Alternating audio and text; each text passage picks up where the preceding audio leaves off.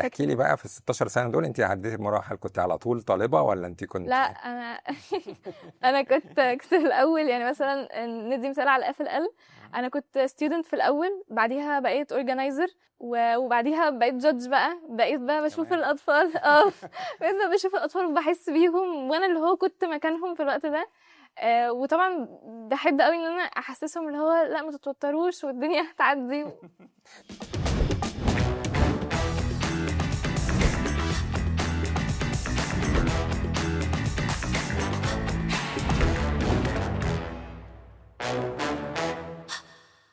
النهارده عندنا رحلة طويلة وجميلة مع شابة مهندسة حلوة معانا.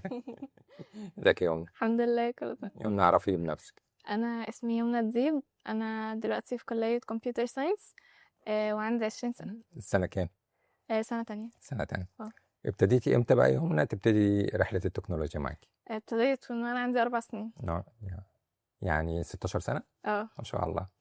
الرحلة بقى دي كلها اتعلمتي أكيد فيها حاجات كتير ودخلتي مسابقات كتير ومريتي كتير. بمراحل حلوة كتير. اه. عايزك تكلميني عنها كده. يعني انا بدأت اول حاجة من ان انا بتعلم بيزكس كمبيوتر خالص، وانا صغيرة، لغاية بقى بعد كده ما وصلت بقى ان انا ادخل مسابقات، وادخل بقى اف ال ال، وادخل ار او في، ودخلت سومو كمان. المسابقات دي كلها طبعا علمتني حاجات تكنيكال كتير قوي.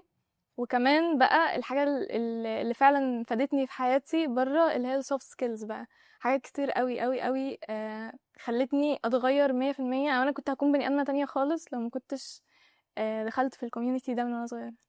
يعني انا مثلا وقت الاف ال ال كانت فيها حاجات كتير قوي، فيها core values، فيها project. طبعا ده غير الديزاين والبروجرامينج. يعني كبرزنتيشن سكيلز، البني ادم بيبقى واثق في نفسه اكتر، بيكون اتعلم حاجات وفي سن صغير بتنفع جدا بقى في الكلية. ده اللي انا يعني عايزة اقوله، بتنفع جدا. واحنا ما دخلت مثلا كلية وبدأت بقى اعمل projects، الكور فاليوز كمان علمتني ازاي اتعامل مع شخصيات مختلفة. انا ماشي، ممكن يكون الشخصية دي انا مش عارفة اتعامل معاها، لا، لكن انا اتعلمت ده بقى وانا صغيرة، انا بعرف اتعامل مع كذا نمط شخصية يعني. بص، هو في ناس كتير بتقول تعلم تكنولوجي ولا تبقى بروجرامر وكده مم.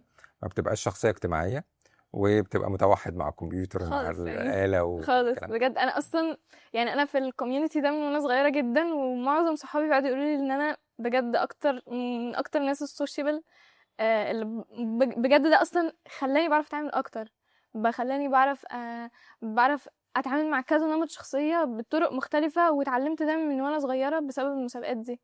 طورت لك شخصيتك الاجتماعية كمان، اه. غير ان انت مخك بقى بيعرف يفكر في المشكلات اه. اللي حواليكي بصرف النظر. الكلية شايفة ان انت فارقة عن اي طالب تاني معاكي في كمبيوتر ساينس اكيد. ما دخلش ما عداش بالمرحلة دي؟ اكيد. ايه الفرق بينكم يعني؟ هي يعني احنا مثلا في الوقت ده اللي انا بتعلم فيه، انا عديت بمراحل كتير قوي. يعني انا مثلا اتعلمت بايثون، اتعلمت سي، اتعلمت جافا. الحاجات دي كلها فادتني كتير قوي جدا في الكليه. يعني انا بتعلم الحاجات دي، الناس بتعلمها من الاول تاني، لا، انا الحاجات دي اوريدي اشتغلت بيها، عملت بروجكتس كبيره بيها. فلا يعني اكيد بيكون في فرق احكي لي تكنيكال. بقى في ال16 سنة دول انت عديتي بمراحل، كنت على طول طالبة ولا انت لا، كنت؟ انا كنت في الاول، يعني مثلا ندي مثال على اف ال ال. انا كنت ستودنت في الاول، بعديها بقيت اورجانيزر، وبعديها بقيت جادج بقى، بقيت بقى بشوف كمان. الاطفال. بقيت بقى بشوف الاطفال وبحس بيهم، وانا اللي هو كنت مكانهم في الوقت ده. وطبعا بحب قوي ان انا احسسهم اللي هو لا، ما تتوتروش والدنيا هتعدي. ويعني انت اكتر واحده حاسه بالاطفال وهي بتسالوا من الجادج. طب انت بقى لما الجادجز كانوا بيتكلموا معاكي اه. والضغط اللي كنت بتبقي يعني تحته وانت بتعملي برزنتيشن، او ان انت بتنفذي حاجه بالروبوت والروبوت بقى ما بقاش ينفذها، اكيد عديت بالمراحل دي كتير. عديت بيه. ده ايه اللي اتعلمتيه وايه اللي فرق في شخصيتك في جزئيه التعامل مع الحكام في المسابقات؟ ما بيوتروناش، احنا بس كنا بنخش متوترين اصلا. فهم بقى لا، هم بيحاولوا يقولوا لا بالراحه اهدوا، وبيحاولوا مثلا يساعدونا شويه، مش عارف ايه. فلا يعني هو فعلا اتعلمت اصلا منهم كتير. بعد ما نخلص حتى المسابقه بنتكلم معاهم، بيعلمونا حاجات عشان كمان السنه الجايه او كده. وكلهم اضافوا لك حاجات في اكيد. حياتك وشخصيتك وتكنيكال وتكنيكال وسوفت سكيلز. وسوفت سكيلز. اكيد. طيب ال الرحلة دي كلها مم. هل رسمت خريطة طريق لحياتك اللي جاية؟ اكيد. يعني هي يعني فعلا خلتني اللي هو عايزه حاطه لنفسي بلان. يعني انا مثلا اللي هو معظم الناس لما كنا في المدرسه كانوا بيبقوا اللي هو مش عارفين احنا هنخش كليه ايه، عايزين نفكر في ايه. لا انا حاطه لنفسي بلان، انا مثلا اتعلمت كذا واتعلمت كذا واتعلمت كذا، لا انا عايزه اخش كليه اكمل الطريق اللي انا بدأته. وبعديها برضو اكيد بعد كل خلاص يبقى احنا عندنا محطات في حياتك. مم.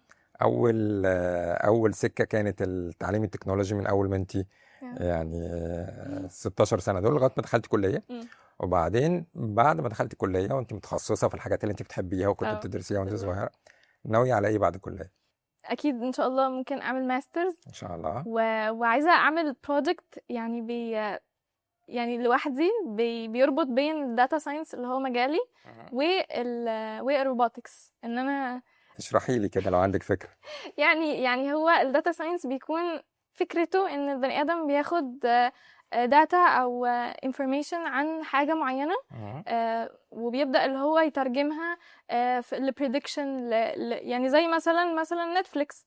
هو بيجي مثلا ياخد مننا يدينا ريكومنديشنز على اساس الحاجات اللي احنا شفناها قبل كده. يعني هو بيدي لكل شخص الحاجات اللي هو بيحبها. بالظبط. تمام. يحلل الاداء الشخصيه يعني. ايوه بالظبط. فانا عايزه اللي هو اطور ده بشكل روبوتكس، ان انا اخلي يعني يعني روبوت هو اللي بيفكر في الحياه كلها بقى، مش توبيك معين، مش شيء معين، مش يعني ممكن يبقى ده روبوت صاحبك عايش معاكي. ايوه مثلا. وبيشوف انت بتحبي ايه ويبتدي هو ده اللي يوضبه لك وينفذه لك مثلا. يبقى تبقى حاجه يعني اوفرول.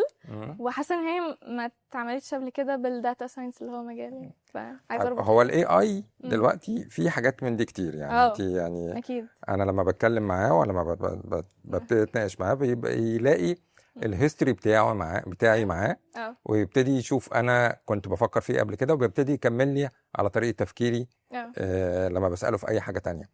فانت شايفه كمان السكه دي رايحه بينا لغايه فين؟ يعني التطور بقى الاي اي وان احنا بنعتمد عليه في حياتنا بطريقه كبيره دلوقتي. انت شايفه بتخصصك انت في مجال الاي اي شايفه رايحين لغايه فين؟ والله هو لو استخدمناه بطريقه صح بدأنا ان احنا نوظفه في حاجه فعلا احنا يعني مش كل حاجه، مش اي حاجه يعني مش نعتمد عليه 100%. احنا محتاجين ان احنا نفكر وندرب نفسنا، ولكن هو ممكن يسرع مثلا حاجات معينه. يعني مثلا لو انا بكتب كود او كده، انا اقدر مثلا اخش اساله في بج مثلا معينه عشان يخليني اللي هو اسرع البروسيس شويه.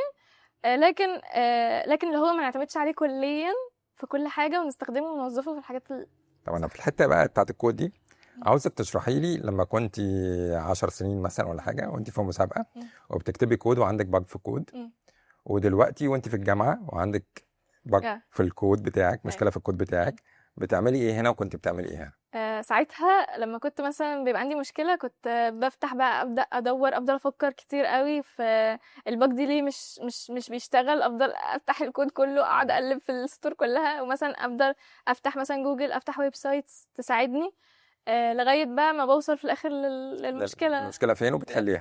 ودلوقتي يعني باخد الكود كوبي وببعته لشات جي بي تي هو بيقول حلو الكلام. انت بقى في المرحله الاولانيه دي اي نعم كان بياخد منك وقت طويل بس كنت بتستفيدي؟ اكيد. كنت ايه اللي بتستفيدي؟ بستفيد ان انا يعني انا عارفه كل المشاكل، انا دورت وتعبت في كل مثلا مشكله في الكود عشان اوصل لها. فانا يعني خلاص بعرف ان انا بعد كده اللي هو ايه اتفاداها. بفكر كتير، بشغل دماغي. دلوقتي ده طبعا دلوقتي بقى بس خلي بالك انت في الاول كان ممكن تكتبي كود او تعملي واحد في اليوم او في اسبوع. ايوه. دلوقتي ممكن تعملي اكتر من كود. يومنا رحله تحفه، وان شاء الله في مستقبلك بعد الجامعه كمان تبقى تتخصصي في كل الحاجات اللي انت بتحبيها في مجال الاي اي ان شاء الله، وتشتغلي وتصدري على على بره مصر وفي العالم كله. والله ان شاء الله تعملي بروجكت رائع. حابه تقولي ايه للناس اللي لغايه دلوقتي ما دخلوش مجال التكنولوجي وهم صغيرين؟ حابه اقول لهم ان ده الوقت ان احنا نبدا. ده الوقت ان احنا نبدا اللي احنا نفكر بطريقه on the long term، لان on the long term هو ده المستقبل، هو ده اللي هيخلينا نفكر، يعني هو برضو كمان بيفتح دماغنا وبيخلي المايند سيت مختلفة تماما عن اي حد. فلا انا شايفة ان احنا نبدأ على طول دلوقتي. ميرسي يا يمنى جدا ونورتيني، وحلقة جميلة خالص. شكرا جدا حضرتك. ميرسي ليكي.